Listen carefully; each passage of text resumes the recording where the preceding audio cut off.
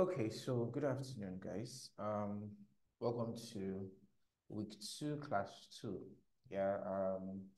So in the last class we talked about functions and we're able to, kind of just cover a lot, right? At least, you guys understand the basics and how to write a function and, play around with that. So we're going to move on today, and today we're going to be talking about data structures, right? Now, data structures basically they are like a means for means to organize information for storage and retrieval, right?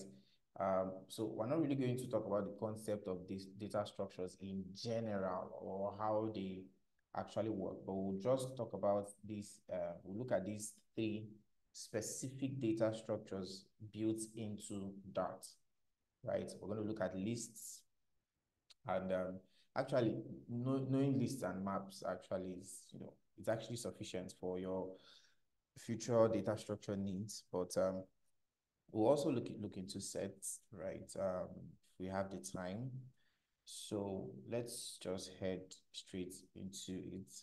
Now, I'm going to be speaking, and then at the same time, we're going to just be doing coding, right? Examples and stuff, but I'll also be I think I may actually just be going between the slide and the VS Code. So let's dive in, right? Dart actually provides specialized syntax for working with each of these data structures. We'll talk about syntax, we talk about rules, right? Now, sets are actually good for data in which all the elements need to be unique, right? The elements in a set, they have to be unique. That's where sets are actually good, right? So that's just for you to know. So trust me, you're going to need, if you really let's say outside of this class, try to take a bit of time to study about data structures. It's a very important skill you need to possess, not just from a Flutter perspective, right, but as a developer. So we'll start with lists, right? So lists are actually useful when you're storing information sequentially, right? Sequentially. So you can actually store that information, and that information can be of any type. It can be of any length, right? It can be sorted or not sorted, right? Up to this point, I've actually been storing, single pieces of information in individual variables, right? But with lists, we can store multiple pieces of information in one place, right? Now, you may ask yourself, what are like the real world collections of information that we can model as a list? Well, a typical example is if you want to go to the markets, right, you can just pen down a shopping list, right? The things you need to buy. They can be of any length, they can be of any type. You don't actually have to sort them. They don't actually have to follow a sequence. They are just a list of things that you actually just need to buy to prepare whatever it is you need to prepare, right? Another example is your to-do list, right? It may be sorted, it may not. It can be of any type, it can be of any length, right? That's also an example of a list, right? So basically anything that has the word list in it, right? But let's think a bit more abstractly. Now, assuming you want to go to a particular location, there's what we call landmarks, right? You have to pass certain landmarks on the way to that location, right? So this is actually seen more as a sequence rather than a list, right? It's seen more as a sequence because you can't skip. There's an order. You have to follow, the first one, then the next one, then the next one before you get to your destination, right? So the difference between these two terms, your sequence and list, is this. Your sequence is generally, it is ordered, but your list may or may not actually be what's ordered, okay? So both of them, they are all actually for storage when it comes to that. So even though we may not really care about ordering, the ordering of a list, right? Lists actually are inherently what ordered, They are inherently ordered. So every element in a list has what we call an index. I'm going to show us that, right? Every element in a list has what we call an index. So basically, an element index is actually just an integer that represents its position in the list. Okay, so interestingly, the very first element in any list, right, is given an index of 0. Of course, you would say, it's the first element, shouldn't it be 1? No. So the first element is given as what? 0. This is actually called, it's called 0 indexing, right? So after the first element, right, each of the following elements has an index that increases by 1. So your first element in a list has an index or position. You can use the word interchangeably. Has an index or position of 0. The second element will have an index or position of 1.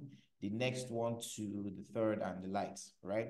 So a few things to just note about lists in all these things I've said is that number one, a list can be created with any number of elements, including 0 being an empty list. Okay. The second thing is that you can actually add or remove elements in a list, and the items, thirdly, the items in a list can be changed without needing to, without you having to probably take them out and put them back in.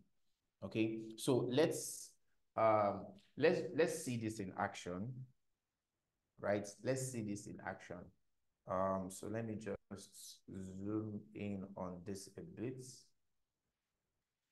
Okay, so I've just created a file, right, called list, right, week 2. So this is all in the right code. So let me just, so how do you create a list? So let's start with talking about a list syntax, right? We'll talk about syntax. Sorry, my keyboard input. Okay, good.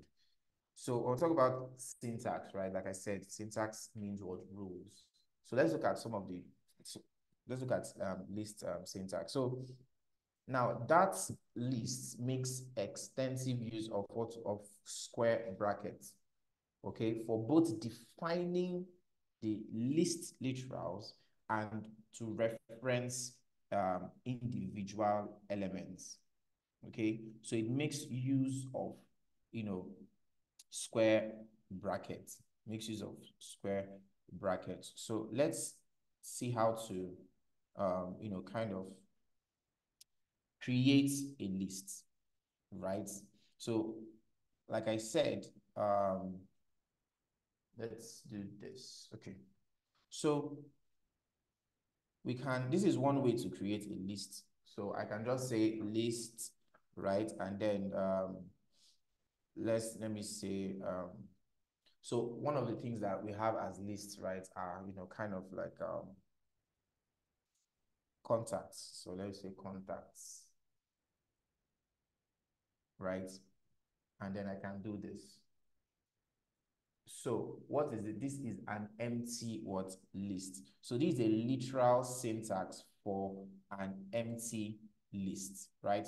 So some of you may ask, what is a literal? Literals are actually just constants that are self-explanatory, and you don't actually need to evaluate them. They are self-explanatory, they are constants, right? So just take note of that. So this is how, this particular one, right, is just a literal syntax for an empty list, right? Now I could also create, I could say var contact, right?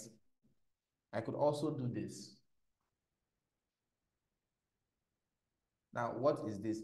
This is a variable that is declared without a type. This is a list variable. So if I just hover on this, you can see this is a list variable, but we do not declare the type that it should be. If it should be a string kind of list or an integer kind of list, right? So this is just a what list. This is a variable, but it's a list, a contact what? List. Now, another way to declare a list is we could say list, let me just say con, right? And you can actually use, I think, though we may not use this often, but using the new keyword, we can actually do something like this, right? You remember when you want to create, we'll talk about classes, right? We'll talk about classes, but that's when we, um, that's where we'll get to kind of use stuff like this. Well, we'll talk about classes and objects, okay? So, but basically, these two, we're going to be working with, these two. That's what we're going to be working. So that's basically just the syntax, right? So you can also create a list and populate it with elements, right?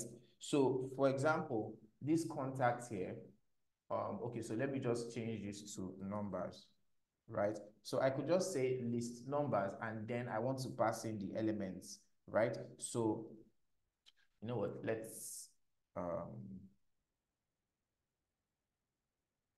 just have a main function here. Okay, so now if I want to print, let me print numbers.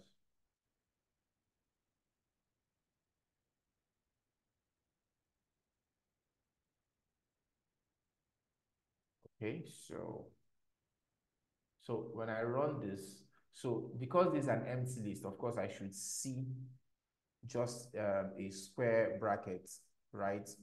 To show that so you can see this. So this shows that this is an empty word list. But while creating these numbers, I can also just decide to give it elements, right? I could say one. So I separate them with a comma. So when I run this now, contact numbers rather, so I should see this, right? So you can see that. So this returns the list to what? To me. So your list can have, you know, it can also have string elements, right? So I could say names, and I say David. Who again? Which I need it? Which short names here? Okay, Dele, right? And I could just have those two, and then we can print names. So this will give us that what list. So it will print both the numbers and the names for us, which is what we have here. Okay, so this is a list. So this is one thing I want us to understand. This is a list with 4 elements, no doubt. Okay, it actually has what four elements. But before then, let me show you another kind of list, right? Now, another thing about list is, so let me say contacts, or let me just use any variable. I don't need to try to find a meaning to everything. So I could have 4, I could have a string, I could have 8.0. Now, let me print X. Let me print X also, and let's see what we have. So you see, we have this. So just like we said, list, you can pass in any type. It can hold any type of what element, right? It doesn't have to be, one type or true. Now, but can we do that? Yes. So another interesting thing is that we can have a list that has a list of variables. So let's say I have a variable called y, and um let's say 7, right?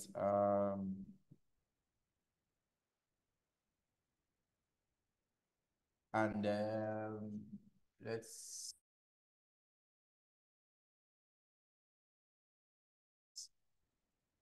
s that holds Flutter, right? Now I could just create a list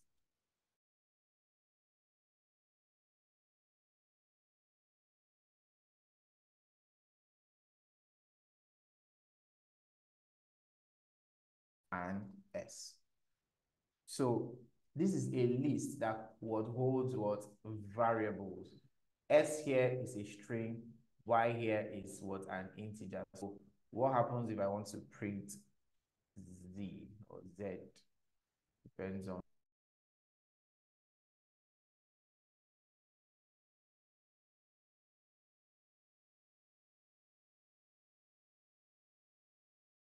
Y is 7, and then S is what, Flutter.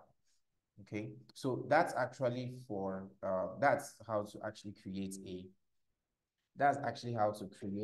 list. Okay, now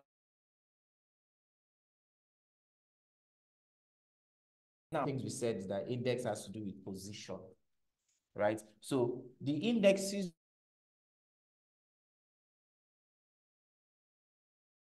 left to right. So on this, the index of 1 here,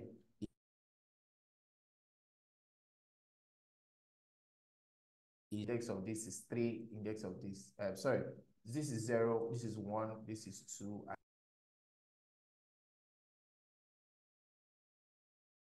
And in a list, this is 0, this is 1, right? So the indexing starts from the left.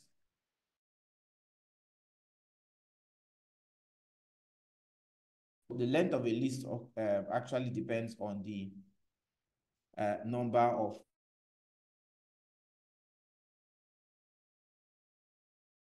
out the third element here, right? All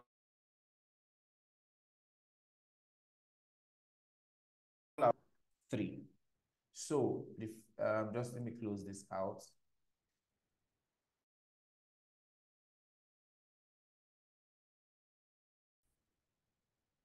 Okay. Please, can you confirm?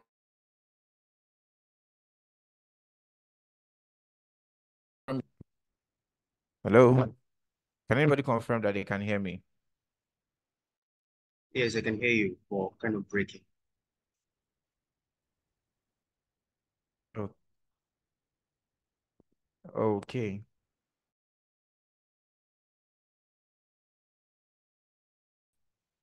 System was hanging a bit.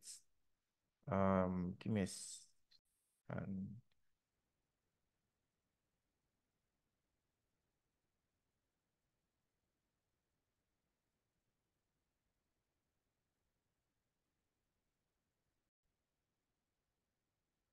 okay, so talking about indexing. So like I said, indexing starts from from the left to the right, and it starts from 0. So in this numbers list, if I want to find out the value or the element in the third index, all I have to do is just say numbers and then square bracket, I'll pass in 3. Means give me the element that is in the third index, right? And the third index is what 7, right? So you can see it returns what 7. Okay, so that's actually that. Somebody is saying he can't hear me. Please, can someone else confirm that?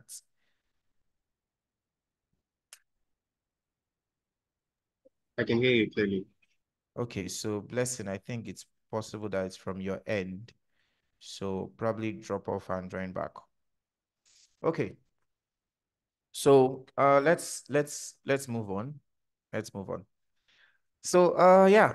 Now, how can you find out the length of a list, right? It's pretty simple, right? I can just say, so we use a method called, I'll just say numbers and then I'll say dot. You can see length. So just by doing this, right, we'll get to the point where I'll explain this whole dot and all this when we'll talk about this. But basically, this is just a method, right, or a property you can call. So this dot is actually what we call an access operator. So it gives access to, for example, this length now is a function or a method or a property, whichever one which it can be anyone, it can be anything, but the dot operator gives you access to every method and property that these numbers be, which is a list, right?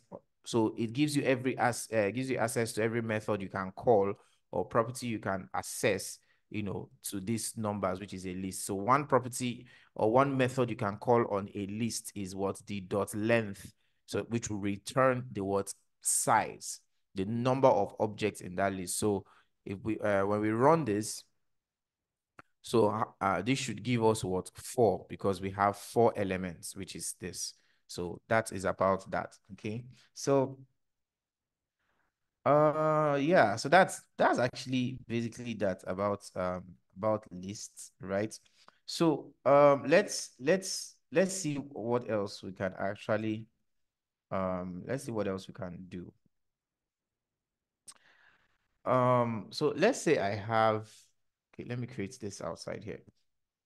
Let's say I have a list. Okay, let me use list of, let me just get this.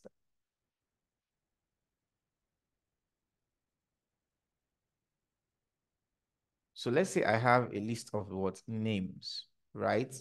So let me add a bit. Let me add like two more. So I'll add blessing. Um, I'll just add this person. Okay, so let's say I have this, right? Now let me move this into so that I can just um okay. So I can actually iterate through a list, right? I can iterate through a list, right? And then, kind of do something with that list. Because of course, if you have a list of numbers, one of the things you can do to a list is to kind of, go through the list and maybe take an action or something, right? Because one thing you actually observe, right, is that the last element in a list will always have an index that is less than, that is one less than the length. When we printed out the length of numbers, we had what, 4. But what was the index of the last and 3? So the last element, right, in a list will have an index that is 1 less than the what, actual what, length. So with this now, right, when we're referring to an element in a list by its index and determining the length of the list, we can actually use a for loop to iterate, to go through a list and do something with each of its elements, right? So I have this list of names here. I can just use a for loop and say, okay, for int I equals 0, I less than names dot length, and then I plus plus. So what do I want to do? I want to, print names. Sorry. I want to print, yeah, names dot I want to do this. So what are we doing here? So let's look at, first of all, let's start by thinking of this variable called I, right? Now, I basically here is going to be used to refer to the index of the element in our names list that we want to pull. So it's used to what? Refer to the index. So it points to the what? Index. Okay. So what it does is that's why we initialize it to 0. So it starts at 0. And of course, since we're using 0 index, it makes sense to start there. So it starts at 0.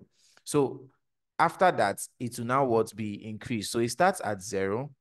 It checks is I equals to 0. Since it starts at 0, it also checks that 0 is less than the length, which this is true. And then it will run this, and then of course it will increase 0. So we will now have 0 plus 1, which is 1, right? So what we are saying is, go to the first index, start from 0, go to the first index, which is what? David, right? Once this is true, this is true. What do you want to print?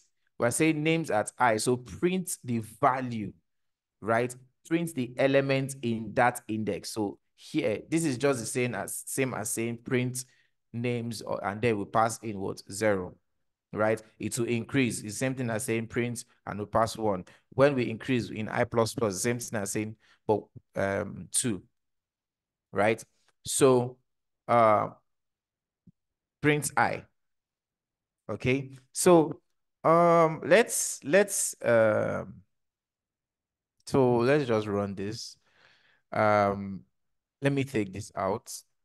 I'll just comment it. So this should actually give us the what elements in that what list. You can see that. So you remember the first one, I was the index is 0. Remember, this I was refers to the index. So when the index is 0, of course, what do we have? David. So it prints David. It now comes again. It increases this one to what? So 0 plus 1 is now 1, right? What is the index? This in there 1 is daily 2, and then just like that. Okay. So um so yeah, that's actually that, right? But there is also another type of loop that is called a for in loop, or in some programming languages they call it for each. You may have probably heard of it, right? So it's actually used to kind of quickly and simply iterate through all of the elements in a list. So this same example, I could just have it as for okay, I still have my list. So I could say for name, right? But I have to pass in, since it's a string, sorry about that, because it's a variable. So for string name in names, which is our list, do something, right? Just, I can now say print name. So this is a for in loop, right? So for string name in names, right? Print what? Name. So this is actually still going to what? Do the whole indexing thing. It's still the same thing, but this is just using the for in loop, right? Okay, so another thing we can do to a list is that we can add to a list. Okay, we can add to a list, we can remove from a list. So okay, let me just do this here. Let me just take out this. And then we're going to still, okay. So I can decide to add, first of all, let me print this list, right? And then after printing it, I want to add to it. So how do we add? All we'll just do is say names, which is the list, and then use our access operator, and then there's a function or a method.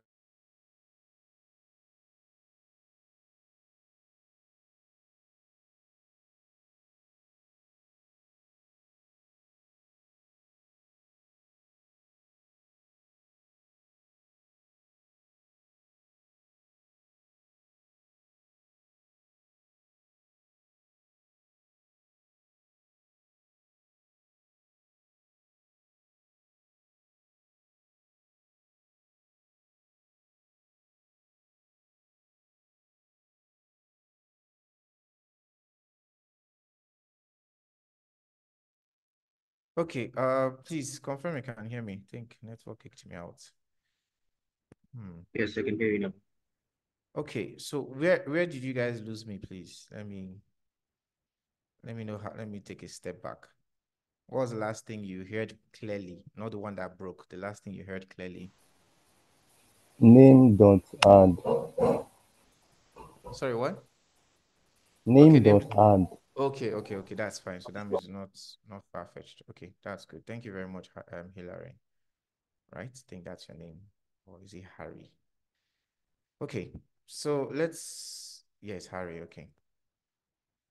So we use this to add what to the list, right? So so let me add Harry, and then I'm now going to print. So the very first time um we printed this, right? The very first time we are printing this, we should see just this. But now, after adding Harry, we should see that Harry is what added to the list, and it will add it to the, it becomes now the last list. So it adds it to the end. Okay. So can run this, and then let's see. So yes, you can see we had David, Daily Blessing, Oziwo, and now we have what? Harry. Okay, so you can also remove from a list by using the dot word remove, right? So here I can just take out Harry, or let me not take out Harry. He has been there, and let me take out David. David, no offense. Okay, and then I'm going to print. I'm going to print names again. So we should see three lists showing so the first one you can see we have David Daily Blessing Oziwo. The second one we added Harry. The third one we removed David, right? So that is actually what that. Now another thing is yeah, so those are just the basic stuff I actually just want to show you guys. There are a lot of things you can do, to a list. You can remove at a particular index. Like I could say remove at, right? And then it expects an index. So I could say, okay, remove at index of, David is at index of 0. So I could say remove at index of what? 0, right? And we'll still get the same thing that we had before. Okay, so let me say one last thing concerning lists, just one. And I'm going to, first of all, I'll just create a bit of, I'll create some lists here. Maybe we can still reuse this. So I can explicitly just say that I want, because lists actually uses a feature of that is called generics. We'll learn about generics, as we move on, right? But what it uses generics to enable the specification of the type of elements that a list will contain, right? If you notice, we have just been creating, even we did some, like this one now, we created a list that can hold any type. But sometimes you can actually just hard code, like, explicitly declare that this list, for example, should hold only what strings, right? It should hold only what strings. Let me bring this one in, and I could also say that this should hold a list of integers.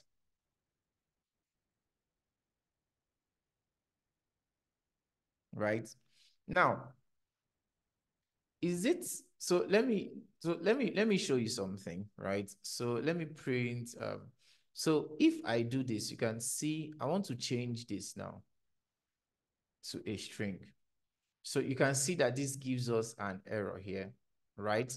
Why? Because it says the element type string can't be assigned to the list type integer, right? So because we have already stated that, look, this number should hold only integers. So it's a list of integer elements or integer values, right? Just like I cannot change this to say 1. It will throw an error. Why? Because the element type integer, which I just put, can't be assigned to a list with a type of string. So that's just something that you should actually know. Okay, so that's actually about lists, right? That's what we're going to cover on lists. So this will take us to maps, right? So let's talk about maps. So we actually use maps to associate pieces of data with identifiers, right? These identifiers they could be anything. They could be, they could be anything actually that points to a particular piece of data. Now, in other programming languages like I think Python, yes, like Python, it's called dictionaries, right? Some call it, some other programming language call it an associative array, right? So that's basically just what maps. It's just, we call it key value word pairs, and I'm going to explain that, right? But when you want to get an information from a map, you will look up your data using a key. Then you can receive the value in return. So this is just like you're trying to look up a word in your dictionary, right? So you look up a word with the key and what happens, you get back the word definition. So the key is probably the word you're looking for, which, let's say you're looking for the meaning of data. You type what's data, or you use data is what you use to make your search, right? And once you found it, what you're now returned, what you now get is the word meaning of what the word. So both the keys and the value can actually be of any data type. You can use an integer key to hold a string value. You can use a string key to hold an integer value, or a double, and so on. But it's actually most common for keys to be strings. Another interesting thing about maps is that maps are ordered. Sorry, they are unordered rather. Okay, they are unordered, and this is kind of where the whole dictionary analogy kind of falls apart, because your dictionary, they kind of sorted it alphabetically, A, B, and Z, but map does not actually need to be sorted at all, right? It doesn't actually need to be sorted. So unlike your lists, maps are actually not used for storing sequential information, because they actually don't maintain any particular order. Okay, for example, with your list, we can pull the various elements by indexes, but maps are actually indexed by their keys. Okay, so your keys, when creating a key should be descriptive. List index is just a sequential integer, 0, 1, 2, 3, 4, 5, 6, and so. But for keys, right, they just have to be descriptive. Okay, so and finally is that they must be unique. Yes, you can have two keys, but you can have two keys with the same name, but you can have two keys that hold the same value. Okay, so let's look at how we're going to create that. Okay, so I'm just going to go to the map file. Okay, so same thing, right? We just, to create an empty map, right? We just say map, I want to call the map A, and then we use a curly brace. So this is just creating an empty map, or you can create a map variable. So this actually still works, just like you had in your list. So this is basically the syntax, right? So for map literals, right, they use the syntax of what key value. That's why you said the word key value pairs. So it's a pair of key and what values, and every key must be paired with a value. Even if that value is just an empty string, every key must have a value. So how can we actually create one? So but just to note, there's actually a one-to-one relationship between the number of values stored and the number of keys. So let's say I want to create a map of country, or let's say state capitals. Oh yeah, let's just use country capitals, right? Country. I wanted to use states in Nigeria, but not everyone is Nigerian. So, okay. So how do we do that? So we want to create a map. First of all, we open our curly brace, right? We open our curly brace. So, and then first things first, you need to give a key.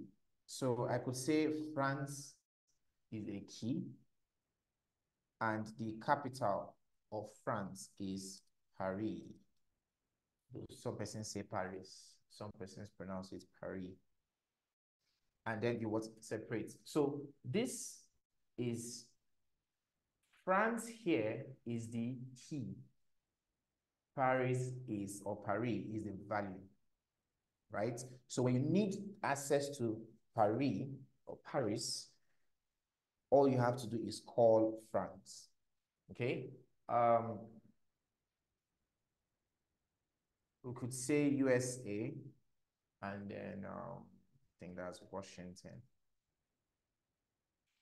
right? Let me add another one that I have here, Japan, Tokyo, right? So this is actually how to create a map, right? So this is a key, this is a value, this is a key, this is a value, this is a key, this is a value, right? You can create a lot of maps, right? So I want to create different kinds of maps and play around with the data types, right? So you can, if you notice, this particular map just is like a string, right? String key, string value. Now I could do a map of name and age. Sorry, name, age. And I could say the key should be David, and David's age could be 72, right? There are two Davids, so nobody will attack me, right? So that's actually what a map. We could say another key. Who do I use? Daily, and the value. Let's say daily is 45, right? So what happened here? We have a string for the key. The key here has a type of string. The value has a type of integer. Same thing here, right? We could also create a map. Now this one may look a bit confusing, but just follow me and just pay attention, right? You see, it's not that complicated. So let's say we have employees, right? So first of all, let's do this. This is going to be a bit, it might be confusing, but don't let it, okay? Don't let it.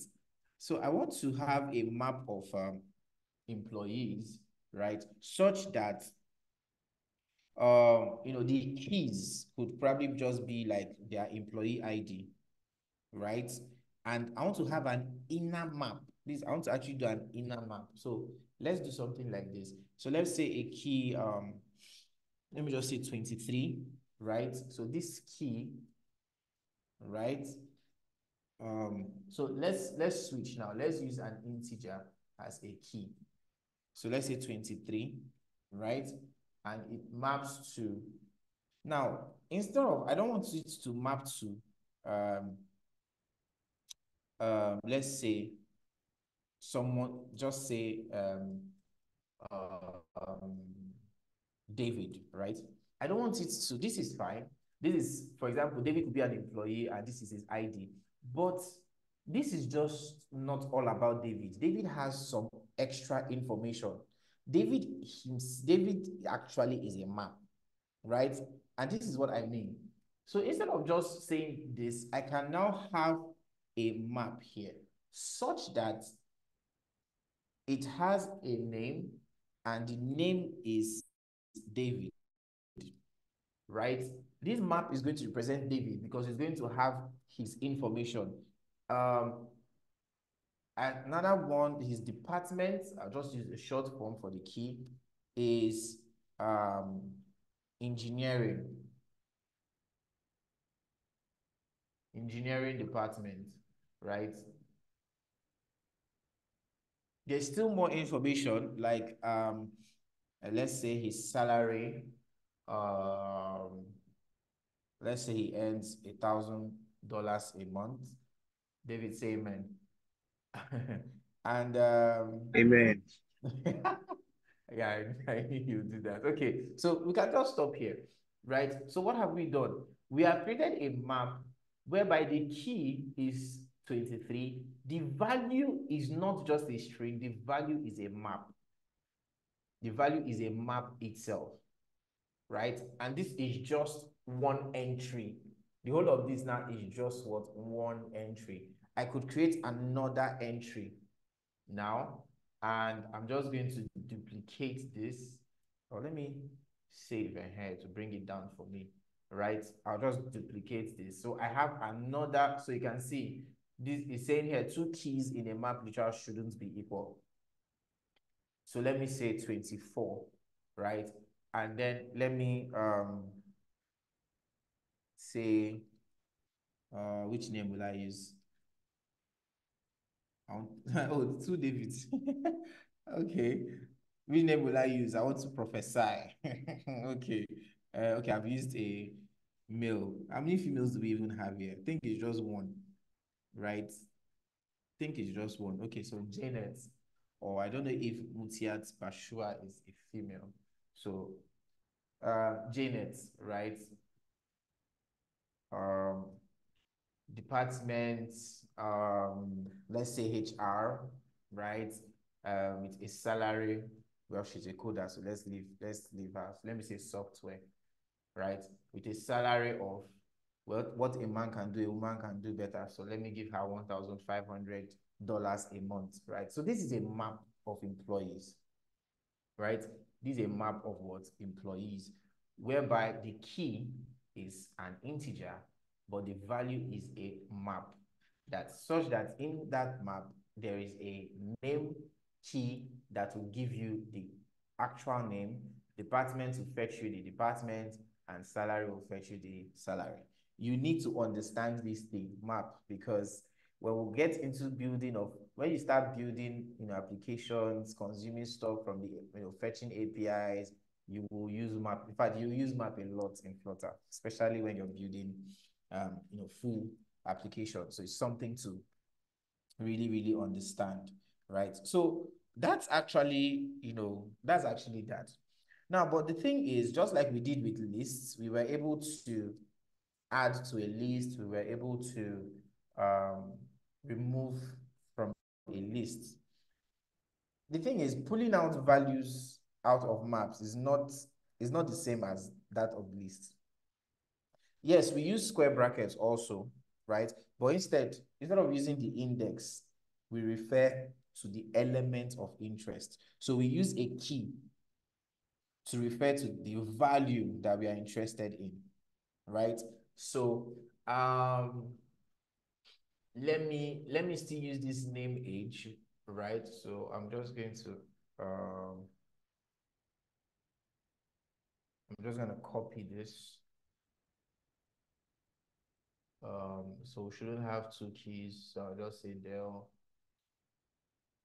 and whoever DE is. Okay, so we can do something. I think I've not actually, so let me get a main function.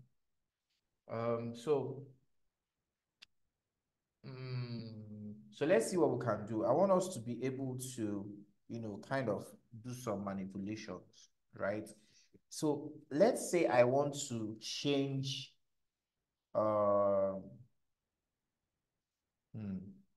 okay, so let me do something. I have name, right? Let me create a variable called, let me just say new name, right? I could do this. I could say name age, right? And then I'm going to, so just like this, use square brackets to access, the distance. So I'm going to access a key. Let me use DE, the key DE, right? I'm going to just access that. So what am I doing here, right? Let me print this for you.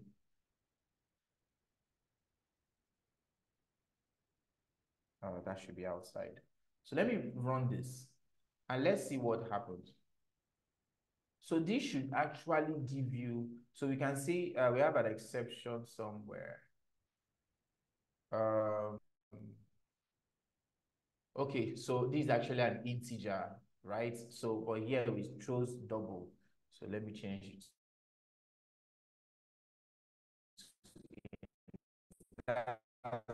We had this exception, right? So that's good. Okay, so this should give us what, 45. So what we're doing here, we are using the key to assess what the element that points to this. I can still do this and it will work, right? I can do this and run it and it will still give us 45, right? So what we can now do, another thing we can do is, so let's say, let me just, probably I'll just put everything.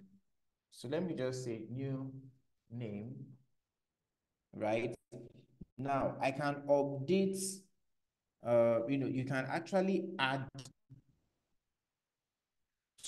to a map an already existing thing, right? You can actually add to it. So I could just say new name, right?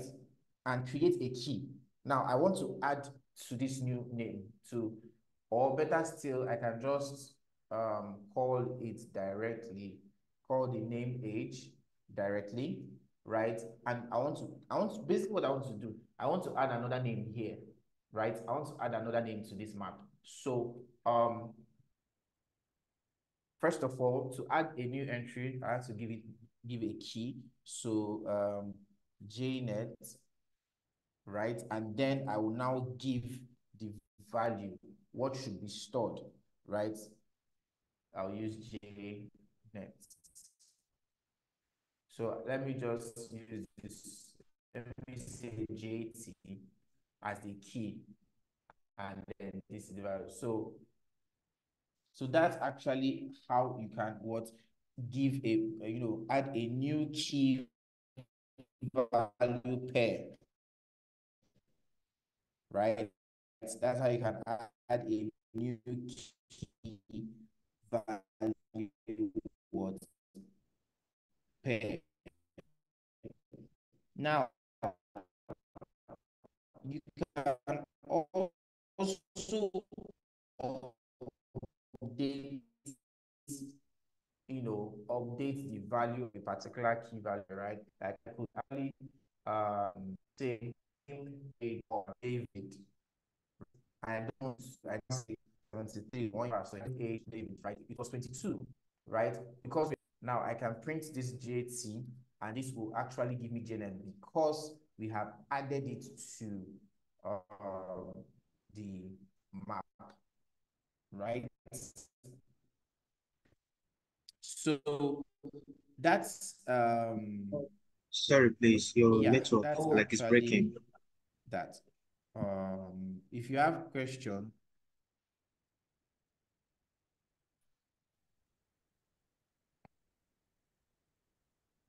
Hello? Is it still breaking now? Yes, it's still Actually.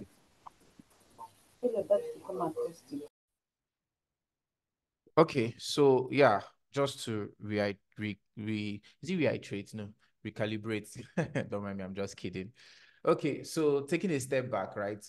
What we're doing right before the network interruption.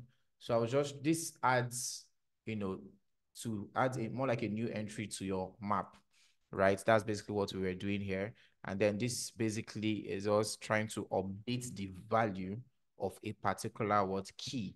So the way to update an entry in the map is to, you have to point at the key. Okay, for example, name age with the key at the map that has a key of David, right? Update it to 73, right? And this is just reprinting the new entry that we already had. Okay. So let's now let's apply this now. Let's apply this knowledge that we have just learned to writing. Let's do small let's do small cybersecurity stuff. Okay. Right. Now, how many of you have heard of Caesar cipher? How many of you have heard of Caesar cipher? Anybody? Nobody. Sure. Okay, Harry has heard about it. One of the Davids. Okay. So good. We're actually going to write a code now. So, but someone said God that big. So Caesar cipher is actually a form of encryption, right? It's actually a form of encryption whereby each letter in a message is substituted with another letter at a certain number of alphabet positions away from it. some of you should go and see crime movies. So some of you like to watch Z World and the likes. Okay, go and watch crime movies, you hacking movies and all this stuff. Well, that's by the way. So it's actually a form of encryption, right? And it was actually named after the great Roman leader Julius Caesar, right? Of course, you should know that name. Who, he actually used Caesar cipher in his correspondence so that people will not be able to just decrypt or understand the message is actually what's passing, right? So this is basically it. And this is an example of Caesar cipher. One example could be that, okay, we want to replace each letter with another letter 3 places ahead in your alphabet. So what that means is that your A will now become D because it is 3 places ahead. Your F will become I, right? So a very popular Caesar cipher is the ROT13, right? The ROT13 is actually a serious it's actually popular. And what it does is that it uses a movement of 13 letters. That's like half the English alphabet. Okay, so let's build a Caesar cipher, right? Let's build an ROT13 with our understanding of maps and everything. So I'm just going to create a new file and we'll call it let's just say Caesar cipher .dart. Let's do small encryption stuff. Okay. So first of all, I'm going to create a function, a map function, right? That will actually give me that will just do what we actually want. So okay, so let's start. Let me call this, let's say map let's just say get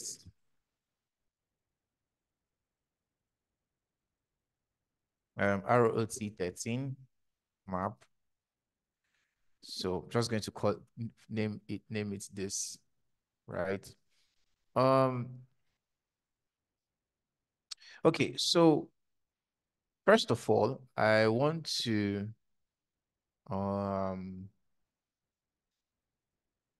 okay. So first of all, let me create a list of string. I want this list to hold the alphabet, right? I want this list to hold the alphabet. So I'm going to call this list alphabet, right? So it's going to hold a list. I'm going to use const because but this is going to well, this is going to take a lot of my time. So let me just copy this stuff I have here. I had to write out the letters so that I don't have to start writing everything here because it will take time. Right. So this is just your typical A to Z, A, B, C, D, E, F, G, H, right.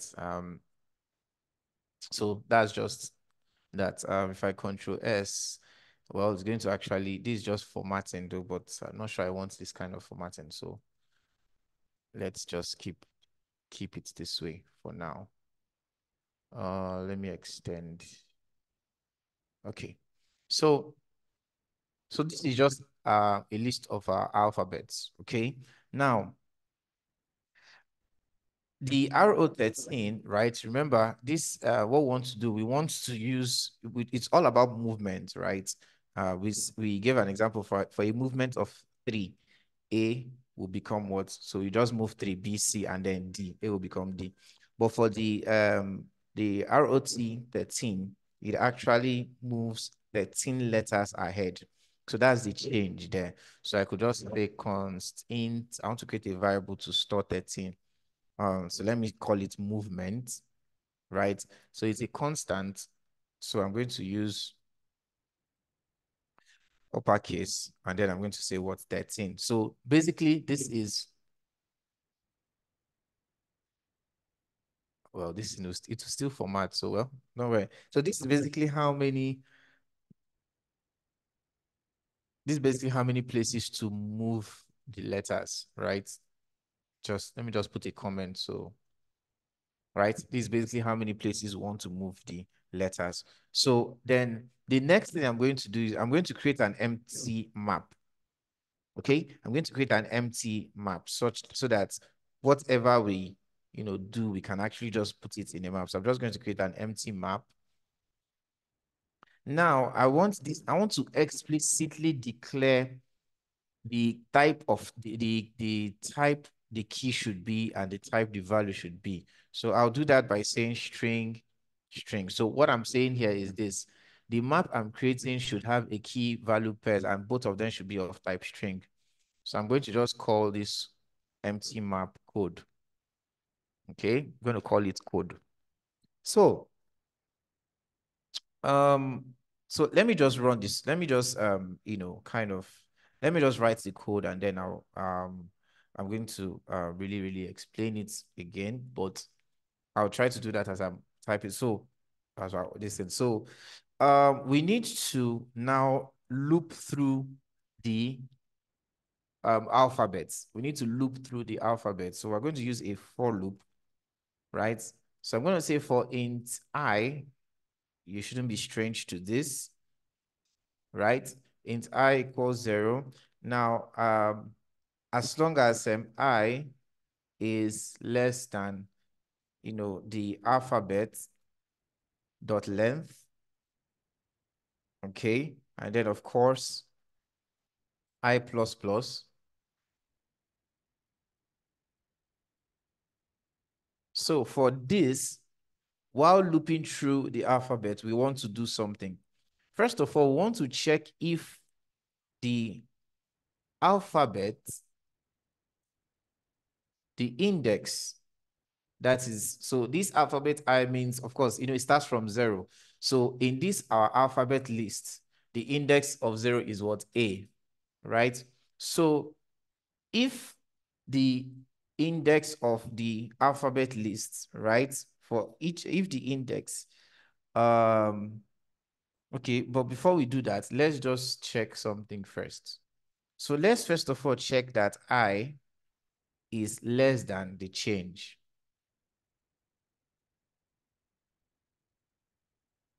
Sorry. The change we want to make, okay, we called it movement.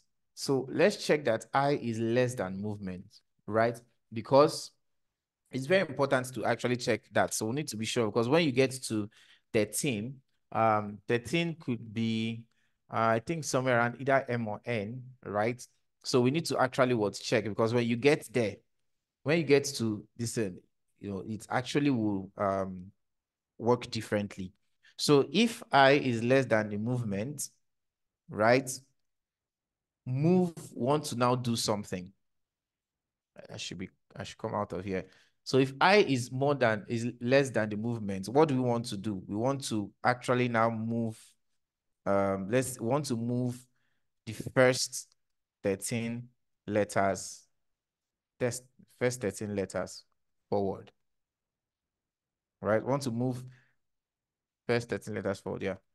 So this actually means that A will now be equal to what? N. That's actually what it means. If you move 10 distance, so this is A. So 1, 2, 3, 4, 5, 6, 7, 8, 9, 10, 11, 12, 13.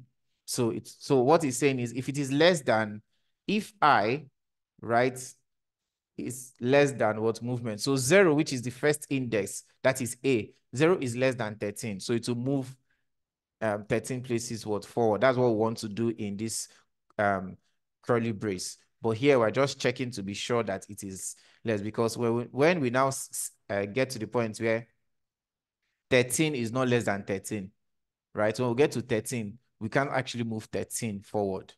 Okay. So if that is that, what do we want to do? I want to get this my empty code. I want to add something to it now, right? So I'm going to say code, right? Remember how we add things. When you want to add to an empty map, you use square brackets to actually denote the key, and then you store the value. So the key here for us is actually the particular alphabet index. That's the key. So if we choose A is the key. right? And what will A map to? A will now become, will now store the n in it, right? And how do we get n? It's basically just by doing alphabet, the list, right?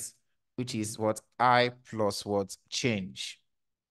The change there, which is the movement. Movement.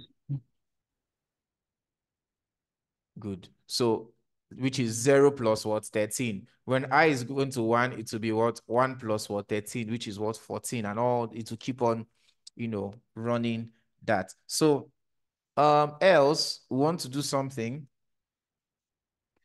Now, this else is for the last 13 letters.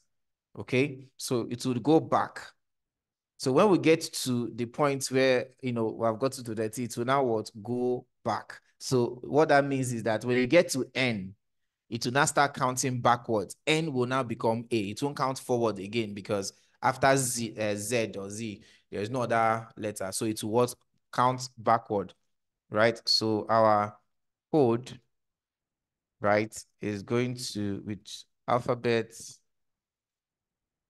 I, it's going to be, so we'll take that, which is the key. So the value will now be I minus our movement, which is 13, right? So when we are done with all this, when we are done with the loops and everything, we now need to return our code, right? And the reason we are doing that is because this is our function. We've given it a return type of what? A map, right? So we must return a map, and this code here is a map, right? So after we have done all the iterating and stuff, we have to return code. So how do we now test this out? So let's test this out. I'm going to create, first of all, let's create a, let me create, can do this another way, but let me just create an instance of the map. I want to get, let's call this secret, or better still, let's just call it classified. And what do I want to store here? I want to get some, I want to now call this function here. I'm going to call this function, which is get, yeah, I'll call this function. So whatever is returned, right? Whatever is returned will be stored there. So let's see. A value of type dynamic can't be assigned to a map string. So okay, so this is actually dynamic, so I can, if we can do something like this, and yeah, and we're fine. Okay, so then let's make it a bit interactive. So I'm going to just tell the user, enter the text you want to be made classified.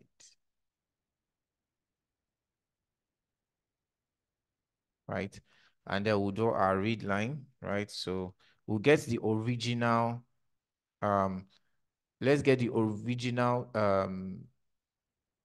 message that the person will send, or the original word. So our standard input dot read line sync, right? Just okay. And then I'm going to create an empty string for now.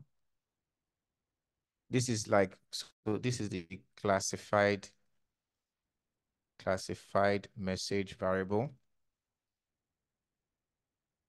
I'm going to create an empty string and just Let it just hold an empty string. So we'll update it. So what are we going to do? We now need to get what the user, the message, or the word that the user is going to type in. Now, when the user types it in, you know that it is coming in as a string. Coming in as a string means it's coming in as a sequence of characters. Okay, so one of the things we need to do, we need to remember Caesar cipher works with characters. So what we will do is that we'll split that word. We'll split it. So what I mean by split is this. The person, let's say the word is David. We need to split it such that we have D separately, A. We need to treat it individually, not as a whole, which is David, but as individual characters, D, A, V, I, and D, right? So this is how we're going to do that. We're going to use a for loop to iterate. So I'm going to say for string character, which is a single character, in, so now we're using the in now, in the original message dot, there's a method called split, and then the pattern. So we want to split, we'll just use this, right? So see, you can see this here, splits the string, right, that matches a pattern and returns a list of substrings. So D is a substring, A is a substring, V, and the likes. So this will give us the word substring. If I put a comma here, it means that I probably want to split any word. Once I see a comma, I'll split it. But just keeping this, it will just split them character by character. So yeah, I'm going to open up curly brace. So we'll now need to check if our classified, right, which is the message, right, what's it called? The cipher, right? If the cipher dot contains, if it contains a key, remember our cipher, our classified is a map. So we want to check if it actually contains a key. And what key? We're going to pass in our character. So if we pass in David, the first word there is D. So we want to check if our map, right, if it contains what? D.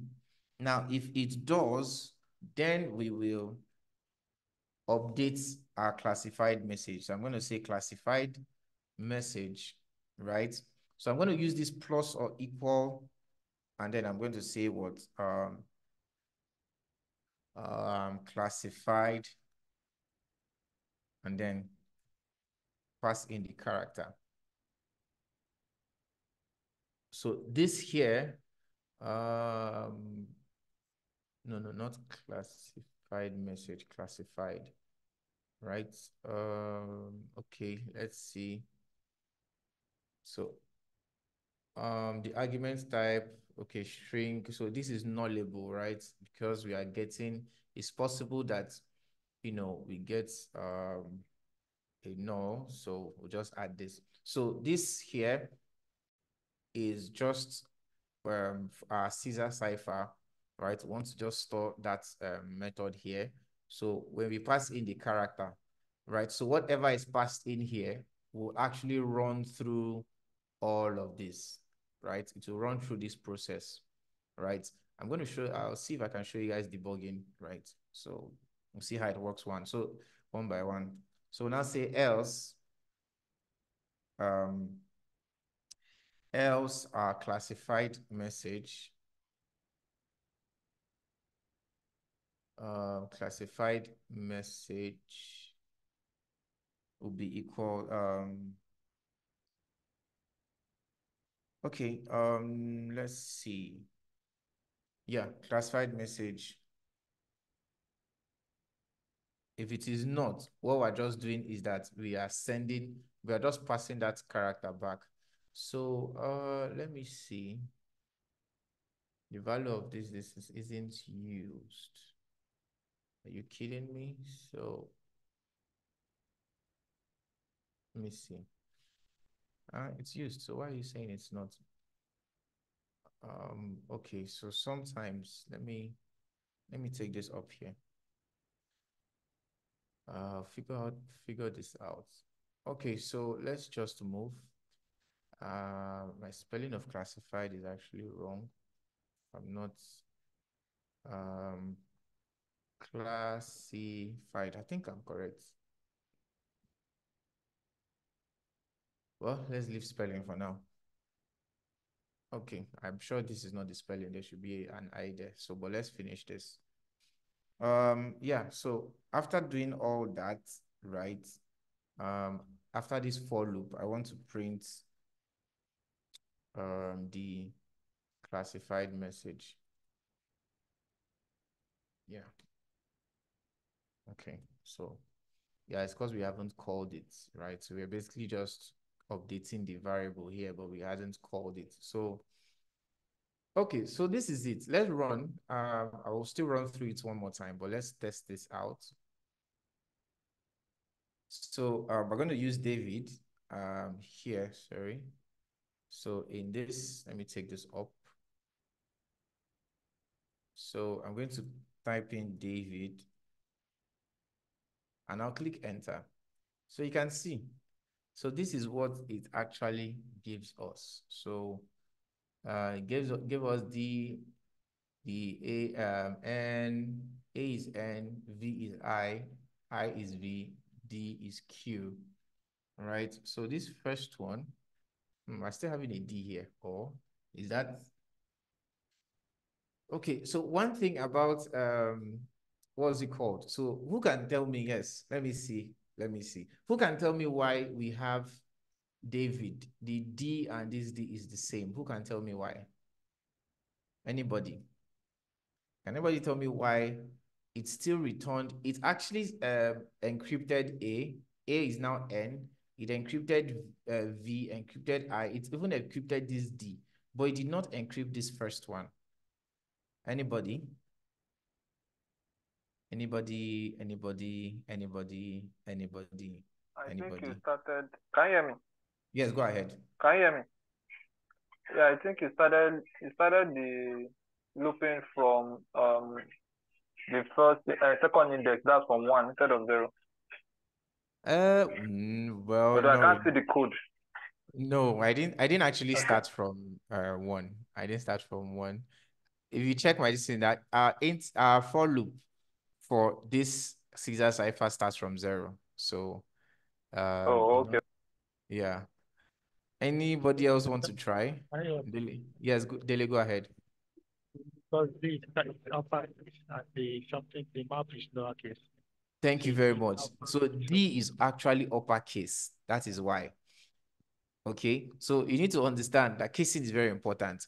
Capital letter D is not equal to small letter d. Right. The way we can actually solve that in order to avoid this, because, we can't control what the user is going to type. Right. One way we can solve that is to handle a case where we have an uppercase letter. Right. We can solve that by handling that. Well, how we can just do that is here. I could just say code. I could get the code past the alphabet, right, at position I. And what I'll do is that I'm going to convert it to uppercase, dot to uppercase, right? And, still do the same thing here. Alphabet, which is I dot movement. And then I'll also convert to uppercase. So I'll do the same thing here, just duplicating it would have actually just to uppercase and then to uppercase. Okay, so let's test that now, right? I'm still going to type David, right? So let's see what happens. Let's see what happens. You know what? okay. Should have just cleared it, but well, that's fine. So let's just run this again. Okay. Okay, so good. David, so I'm going the same way, right? So you can see. So what happens is I now made a provision for what uppercase, and I'm also creating a map whereby it will store an uppercase as a key. So that's why you can see it converted it to Q and gave us the what uppercase encrypted format, right? So let's test again. Now, if you look at this code, we did a check here to make sure that whatever we put in here, right? That's why I said if classified for every character in the original, which is what we are entering, what we typed in. So for every character in David, right? If our map, right? Our map function contains a key called, let's say D, we are starting with D now, right? If it contains D, which it does, both capital and lowercase, what we are now doing is, okay, fine, take the, let our classified message now, right? Let our classified message return a what, the encrypted version of it. But this else message, this else code is for a situation whereby the classified does not contain the key. So how can we test that? Assuming I say David 2, right? And I click enter, you see it just gives me back what 2. Because what are we saying here in the classified message, which is this empty string where we're storing the encrypted message?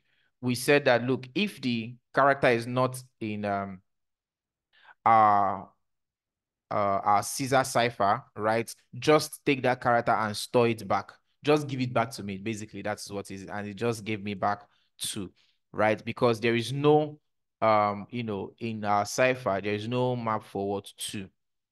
Okay, there's no 2. So that's actually, that for the Caesar cipher. So just to summarize, right? Just to summarize, we are basically just using a map, right? In this context, right, of this encryption, we are using a map, right? Because we want to associate each letter in the alphabet, which is the key, with another letter that is 13 positions away from it, which is the value, right? So basically what we are just doing is this actually just, this get wrote 13 map, right? So this just populates the map with the appropriate key values, right?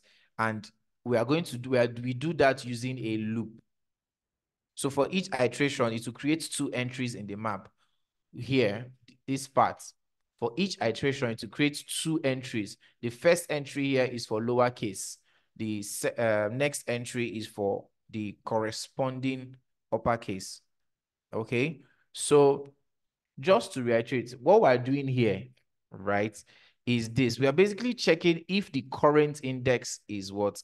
Less than the movement. Okay? And our movement is 13. So if the current index of David, we are starting with D, right? If the current index is less than the movement, right? What we're doing now, if it is that, it now what assigns the value of this, the value, so which is 0, D is 0 when you're iterating in the name David. 0 plus 13 is what? 13. And what alphabet has a position of, what value has a position of 13 is what? N. So it will take N, and then this will now create an entry. So what we are basically going to have is A, right, equals what? N. That's what we're going to what have here, right? That's what we're just going to have. A equals to what? N. So, but if it is not less than movement, right, it means we are basically dealing with the second half of the letter, which the second half is from N, right? The second half is from N. Now, after N, you can't go 13 you can't go 13 letters forward because that's MNOPQRSC. So it's not up to, right? That's why we now go what?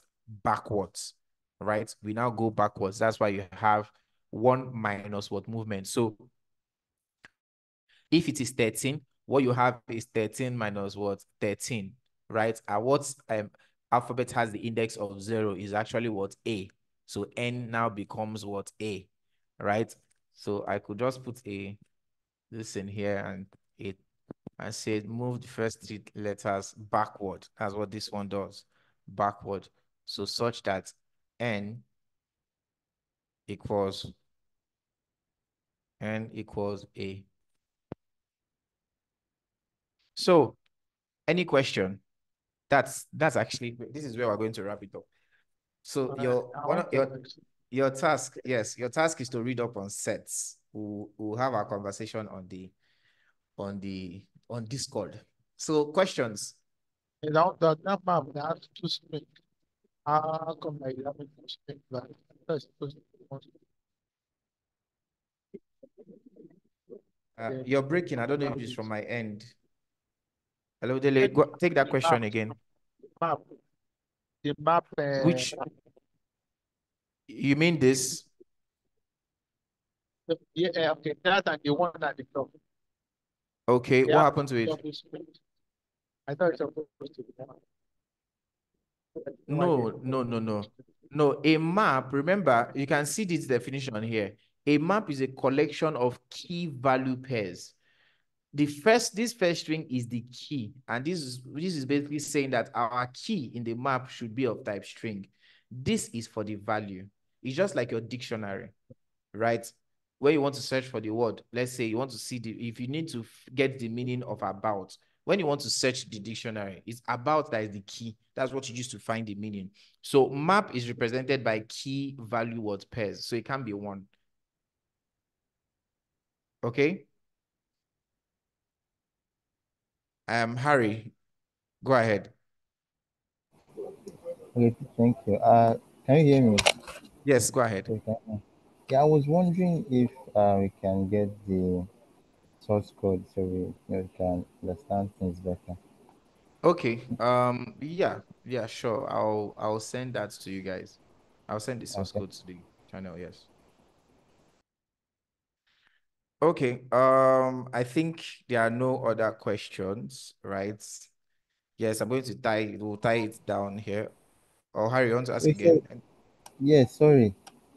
You mentioned you're going to talk about the how we're going to submit the task you dropped for us yesterday. Yes. About that. I hope, okay, wait, we have all done it, right? We've all done the task. You have done yours now, right? I've not completed it, but I'll soon be done, hopefully.